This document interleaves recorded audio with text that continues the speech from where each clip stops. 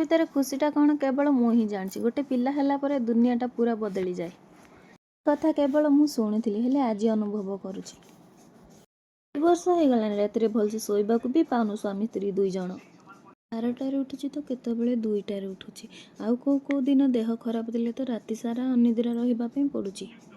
ଝିଅର 2 ଦିନ ହେଲା ଦେହ ଖରାପ, ରାତି ଶୋଇବା ପାଇଁ ପାଉଛି ନା ଦିନରେ ବି ଶୋଇବା ପାଇଁ ପାଉଛି। ତାକୁ ଧରି ଧରି ଦିନ ହିଁ କଟିଯାଉଛି। ସକାଳୁ ଉଠୁ ଉଠୁ ଘରର ଦାୟିତ୍ୱ ତ ମୋ ଉପରେ। ଘର କାମ କରିବା, ରୋଷେଇ କରିବା, ଘରର ସବୁ କଥା ବୁଝିବା।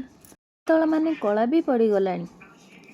ଆଉ ଆଗ ଅପେକ୍ଷା ଏବେ ନା ମୁଁ ବହୁତ ମୋଟା ହେଇଯାଇଛି। ହଁ, ମୁଁ ମୋଟା ହେଇଯାଇଛି, ସେଥିପାଇଁ ମୋତେ ଜମାରୁ ବି ଦୁଃଖ ଲାଗୁନି। ମୋତେ କ'ଣ କହୁଛି ଜାଣିଛନ୍ତି ନା? ଖରାପ ଦେଖାଯିବା ସୁନ୍ଦର ଅଛି କି ନାହିଁ ଏସବୁ କିଛି ମୋତେ ଫରକ ପଡ଼ୁନି। ଆଖି ଆଗରେ ଏବେ ଗୋଟିଏ ଲକ୍ଷ୍ୟ, ମୋ ପିଲା ଏବେ କେମିତି ଭଲରେ ରହିବ। ଠିକ୍ ଟାଇମରେ ଖୁଆଇବା, ତାର ଦାୟିତ୍ୱ ନେବା, ତା ସହିତ ଗପିବା। କିଛି ମାଆର ଦାୟିତ୍ୱ। ଗୋଟେ ପିଲା ହେଲା ପରେ ସେ ମା ସୁନ୍ଦର ଅଛି କି ନାହିଁ କିଛି ବି ଫରକ ପଡ଼େନି।